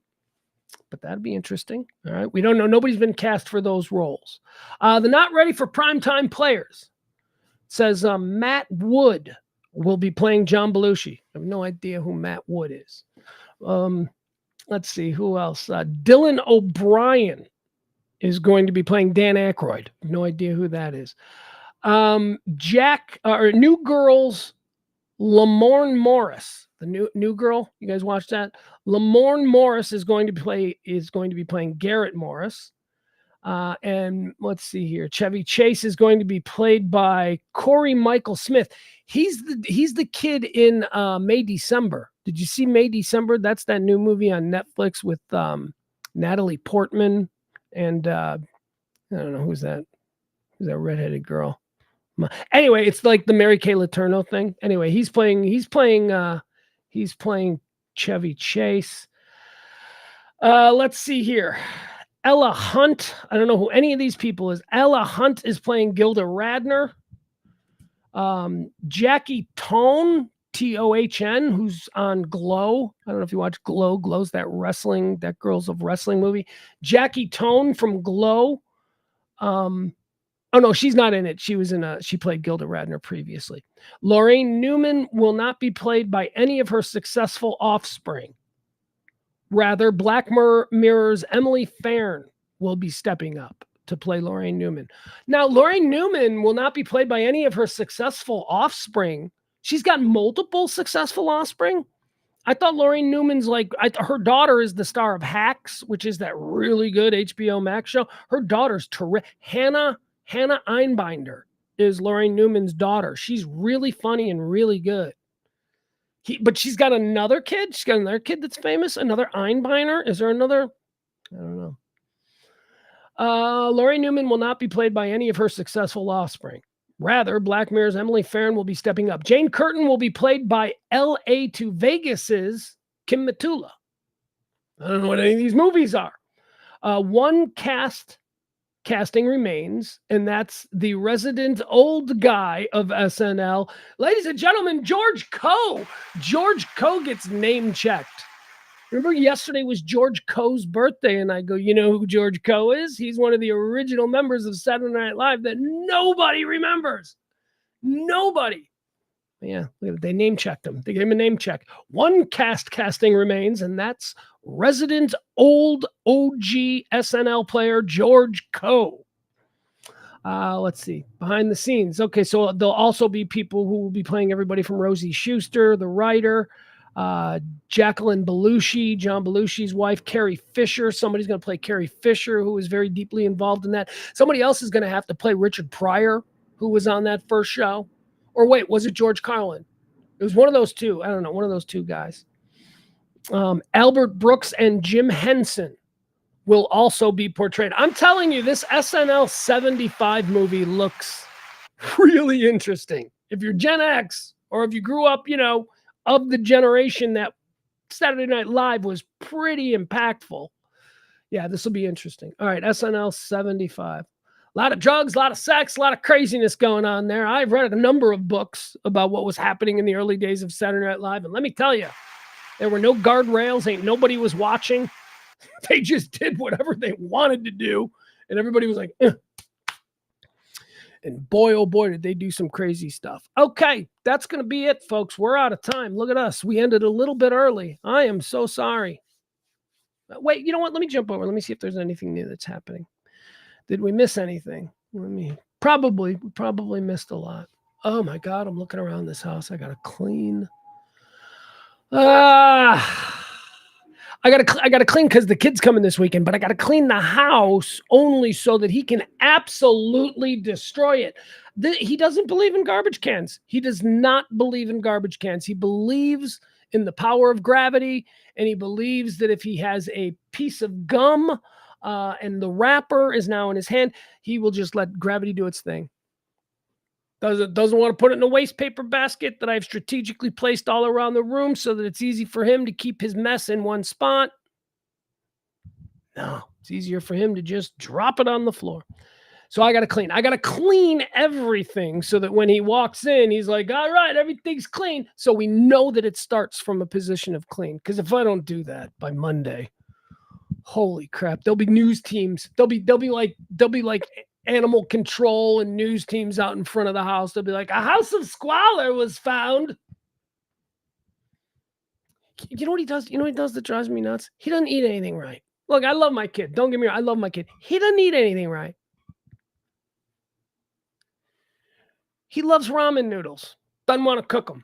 Has no interest in cooking ramen noodles. He will walk in this house tonight. He will sit down on the couch. He will open up the computer. He will start to put on his headphones. But before he does that, he will make his way over to the cabinet where he will grab a bag of ramen noodles. He will open them, and then he will begin eating it off the brick like it's a giant candy bar or something. How he eats ramen noodles. I'm like, that's not how you're supposed to eat them. And he goes, that's good though. You know how he eats cereal? He doesn't believe that cereal needs to be moist at all whatsoever. He doesn't believe in milk being added to cereal. The way he eats breakfast cereal in the morning is he will grab the box of breakfast cereal and just sit there and eat handfuls of breakfast cereal. He doesn't eat things right. He doesn't know how to eat. He also eats his Taco Bell burritos in a way that infuriates me. And I tell him every time, I go, you are doing that wrong, to which he will shoot back. I'm a Texan. I'm pretty sure that the way I'm doing it is the proper way. And I'm like, okay, I guess you're right. He eats a burrito.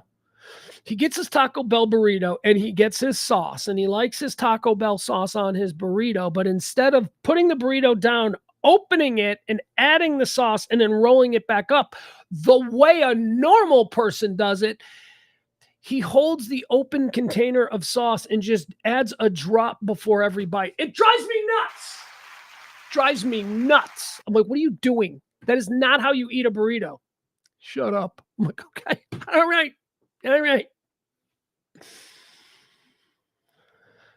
No, Peter. Peter's like, I might try the ramen thing. No, it's disgusting. I have tried it. And then he can't, and then he does things. He eats food like that, but then I can't get him. He won't try anything. I made carnitas. Had this really cool, packaging of spices and all that stuff, and I had some really good ground pork. And okay, it's probably not great in Mexican, but it was good. Whatever it was that I made was really good, and it was amazing in a burrito. What is that? Is that ground beef? No, it's carnitas. Ugh. Whatever. I don't want it. Just give me a bean burrito. So he didn't have that. I caught him 3 hours later. I'm in the other room, and I hear him. He's cooking something. I'm like, what are you doing? And he's like, oh, I'm just making something to eat. I'm like, oh, what are you making to eat? I come out. He's making the carnitas burritos. He's like, it's actually good. I go, yeah, it is good. And you refused to eat it when it was hot and fresh. And now 5 hours later, you're like, oh, it is good. Yeah. Kid doesn't, he's gigantic. He's gigantic, and he just is constantly eating, but he doesn't eat properly. He does eat properly. Don't get me wrong. His mom he's as far as nutrition and all that kind of stuff. He's good. It's here. I think maybe it is here. I think maybe it's just here where he's eating the bricks of ramen noodles and just handfuls of dry cereal. Because I don't see that flying with his mom. I see, he probably knows a million different ways that salmon tastes, because his mom's super healthy. All right, guys, I got nothing else. 1:40. So we're 20 minutes short on today's show. I'm sorry. I appreciate you being with me today. I appreciate you being with me all week long. If you can drop a little something, that'd be great, because the show is struggling these days. End of the month and whatnot. I'll leave that up. If we go to war, like if it's like something big, like if something kind of happens, you're going to want to like and subscribe and do all that cool stuff, because we do pop in from time to time when there is big breaking news. So make sure that you're following us. We'll cover it live, and I cover it. I'm not going to cover it. The way I like to look at it is, hey, let's all experience this in real time as it happens. And if we can do that in the chat room during a stream of some live breaking event, we'll do it. All right. Trying to think if I got any other good stories. I don't know if I got any good stories.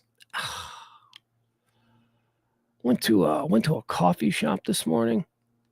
Nice coffee shop, but this is not a huge issue. But I was like, what? I went to the coffee shop. I ordered a cup of coffee. It was like $5. It was like a cup of black coffee. It was like $5. And then they're like, is this for here to go? And I go, this will be for here. And so they put it in like a regular coffee cup, like a glass mug, because apparently they're fancy. Except the problem with that is, if we're going to sit and we're going to have a meeting for an hour and I'm going to want to sip this coffee, that coffee's going to be ice cold in that stupid mug. Just give me a normal insulated cup like it's Starbucks. Ugh. $5 for a cup. When I go to Starbucks and I get like just, I get just like a typical black Pike, whatever you got hot, just pour it. Give me a cup of black coffee. And like $2.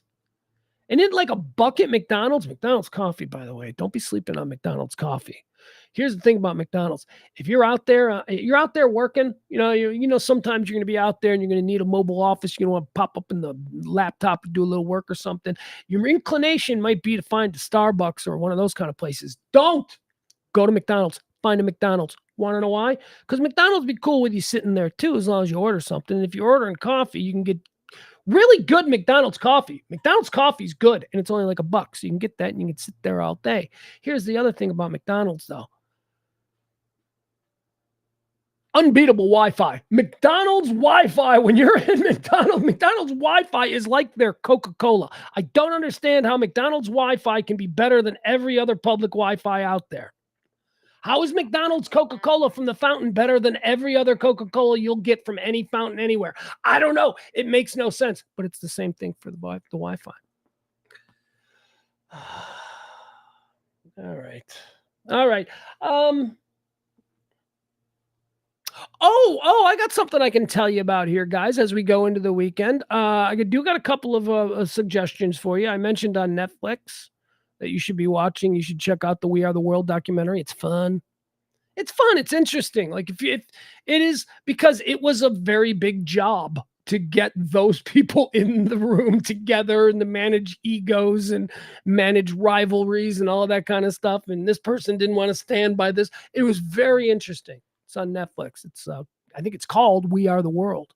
And once again, just another testament to what an absolute God among men Quincy Jones is. You guys, Quincy Jones is going to be dead soon. And holy crap, when Quincy Jones died, like you might just think of Quincy Jones as, what's he famous for? Is he kind of like a music guy? Like Quincy Jones isn't a rock star or anything. He's a producer and an arranger and a composer and a songwriter and a multi-instrumentalist. He's a musical genius, but he also branched off into films and television and all that. He's a goddamn empire unto himself. Not the least of which to say, Rashida Jones, Karen from The Office, who we all love, and also Anne from Parks and Recreation. That's his daughter, and we love her. Anyway, when Quincy Jones dies, be prepared for like people to be like, no, you all need to now learn about what this guy did. You guys now really need to learn about what this dude's contribution to American pop culture is, because Quincy Jones is the shit, man.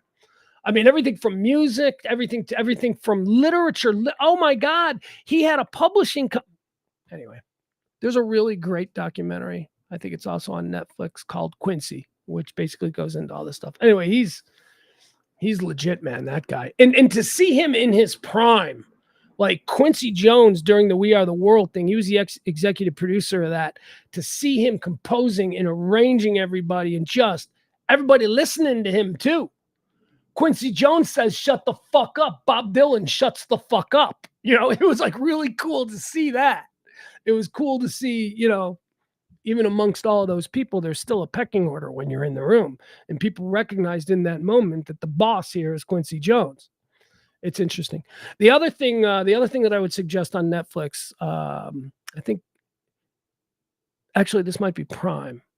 I think this is Prime. Prime, who's now going to make you watch, you know, like a minute and a half of commercials for every hour show. Like if you watch an hour show, they're gonna interrupt you with like a minute and a half total of commercials. It's not a deal breaker. Like I was so mad this week when I got the pop-up on screen when I went to Amazon Prime, the pop-up that said, now you're going to have to watch commercials, even though you're paying a monthly fee to not watch commercials, but you know, you're not going to have to watch commercials. Or you could just pay $3 more a month and you can go back to not watching commercials. And I'm like, all right, screw that. I don't watch Prime enough to justify Prime now being like $16 a month. So whatever. So I'm going to watch the commercial. It's only about a minute and a half. It sucks. On principle, it sucks. And I get angry. I'm like, Bob, Jason, stop. And then when I calm down, the commercial's over and we're back to the show. So whatever. So this might be on Prime. It's a new series called Mr. and Mrs. Smith. Donald Glover's new show. Donald Glover and, I don't know, some Asian actress. I don't know. She's great, though. She's good. I don't know who she is. I've never seen her before, but she's funny. I like her.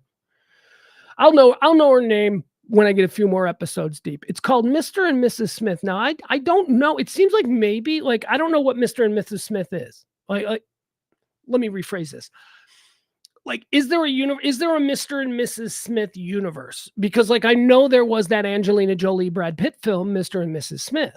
That was a film. It was about them. They're spies and they're married and then they got to kill each other. And oh my God, hijinks ensued.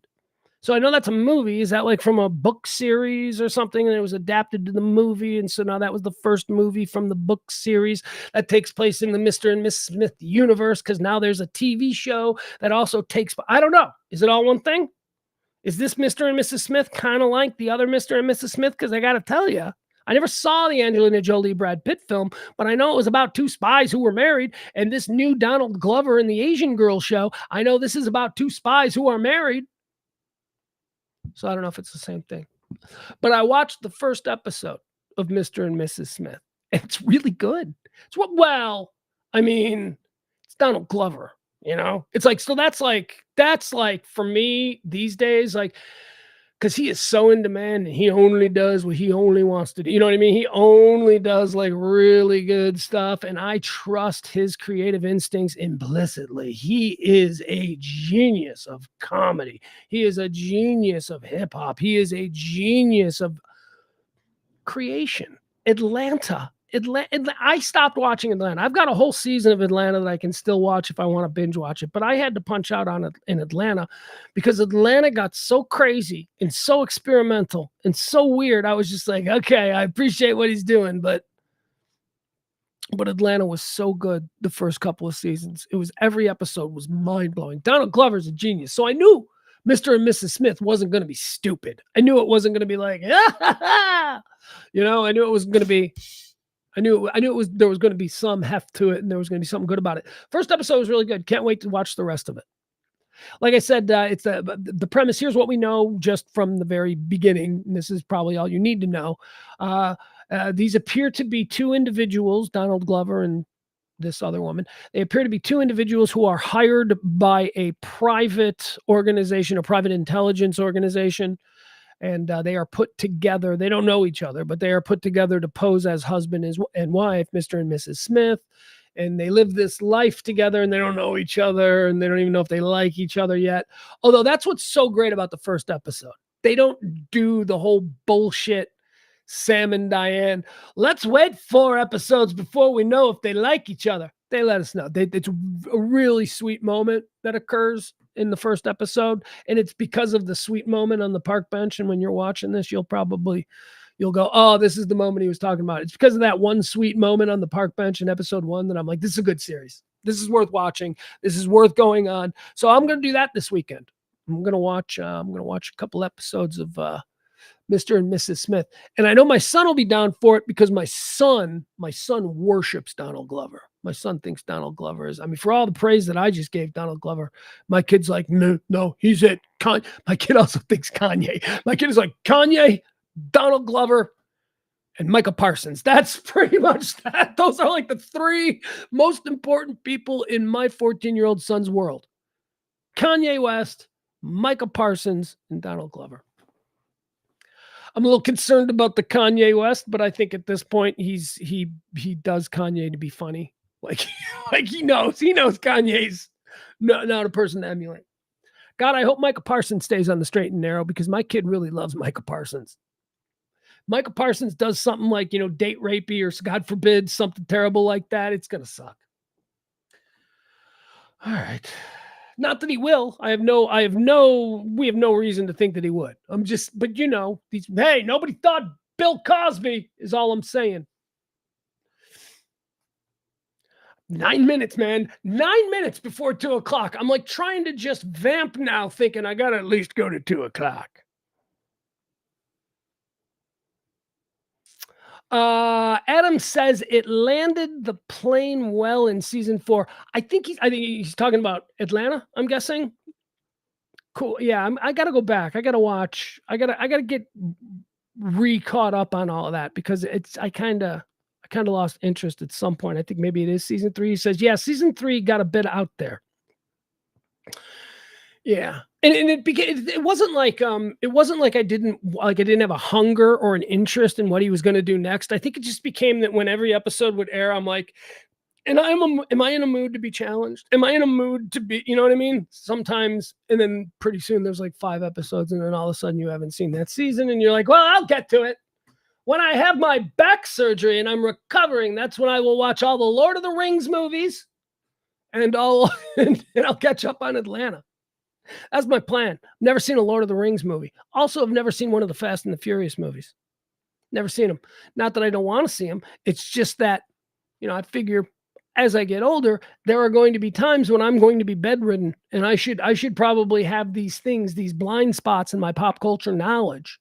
I should probably have these things ready to go so that when I'm spending 13 weeks in a bed, I'll be able to at least fill it with, Fast and the Furious films 1 through 10 or Lord of the Rings movies. Lord of the Rings is going to be hard to get into. Fast and the Furious, I'm probably going to be okay with. I'm probably going to embrace Fast and the Furious. I'm going to have fun with that one. Because again, dad porn. We talked about dad porn earlier. I'm really finding myself. I am a fan of. Here are the groups I belong to. I belong to the Yacht Rock Armada. I am happily a big fan of Yacht Rock these days, and I'm watching a lot of dad porn on Netflix and Amazon Prime. What would the dad porn draft be? That's right. That could be something fun. Like when I think of like dad porn, I always say like, what's the quintessential dad porn show? It's Jack Ryan. Jack Ryan is the quintessential show that sums up the format of or genre of dad porn. Shit your dad loves. Shit your dad. Nobody else is really all that into it, but your dad just loves Tom Clancy movies and World War II documentaries on, A&E, stuff like that. That's dad porn. It'd be Jack Ryan, certainly Reacher. Reacher, I love Reacher. Reacher is only recently, I'm like, yeah, that's totally dad porn. So we got to remember that when we make our dad porn lists. Those shows on the History Channel, like The Men Who Settled the West, those things, that's dad porn. Dad loves that stuff. The Cars That Made America, that's dad porn. I don't want to get into like reality shows like Monster Garage and all that, because those aren't just dad porn. But I'm talking about anything that has to do with World War II, dads are into. I don't know Vietnam, but World War II. I think that's the Gen X thing. I think Gen X is more interested in World War II than Vietnam, because we were raised by people who went through Vietnam, but our grandparents went through World War II, and they were the ones that told us stories. So So dad porn still in 2023, obsessed with Hitler's bodyguards, obsessed with, Hitler, all these Hitler shows that you see, dad porn, because dad loves those. Dad loves that stuff. What else is dad porn? This old house. Kevin Barber says this old house. And it's, again, this old house. I don't know. I think there are better examples. I see what you're saying. I like this old house. I put it in a category with storage wars and all that. That porn shop wars or whatever. Like those are reality. That could be a whole other thing. I think for the most part, I'm just thinking of like documentary style presentations about subjects only your 55-year-old father is interested in, or depictions of who your father wants to be at 30, like I was just like Reacher back in my day, that kind of thing. That's dad porn. Adam Rainey is right. I mean, if we're talking about dad porn in film, Shawshank is absolutely one of the top dad porn films. All right, there we go. So we've done that. 56. We're still 4 minutes away. We still got 4 minutes from the top of the hour.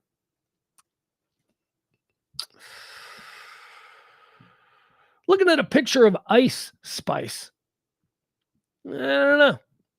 It's a very complicated kind of thing because I've never been attracted to a Raggedy Ann doll before, and yet here we are.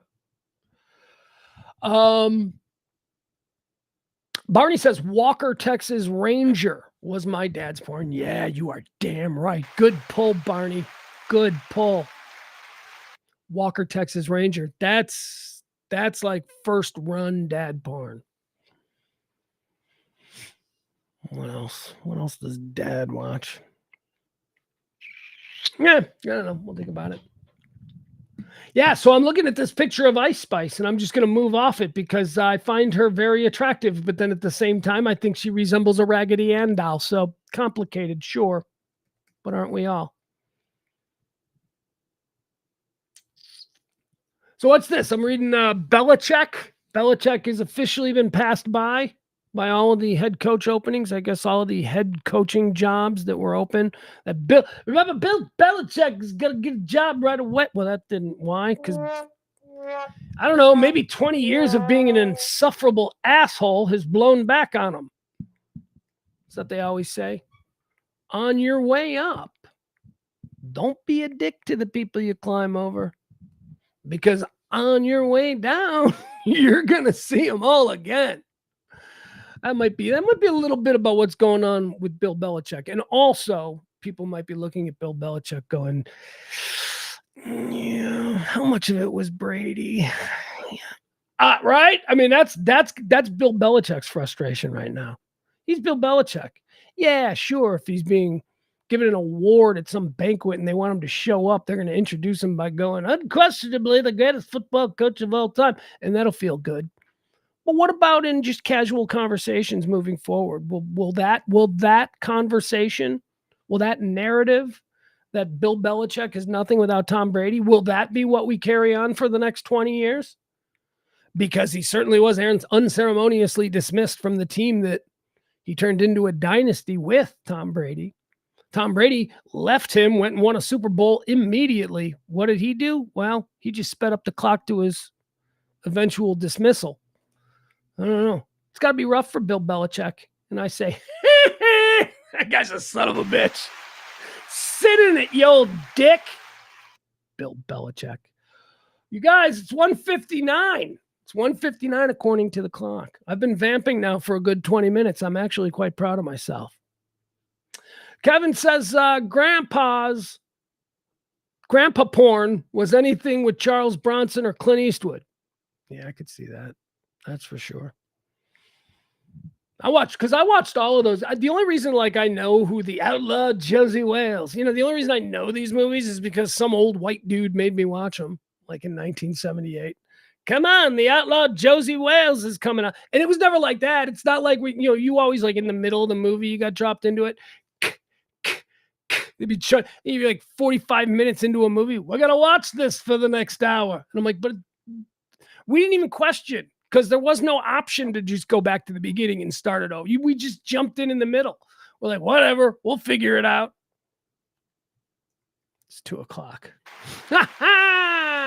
We did it. I love you guys. Appreciate you. We'll see you back here on Monday. Once again, like, follow, subscribe, do all of those things. If there is any big breaking news, if the United States does go to war with Iran over the next couple of days, which is possible, it's possible, you're going to be wanting to hear it from me. You're probably not. You're probably going to want to hear it from somebody who's, actually got some information. But as I said, we will watch the breaking news unfold together here in the chat room. I love you guys. I am out of things to say.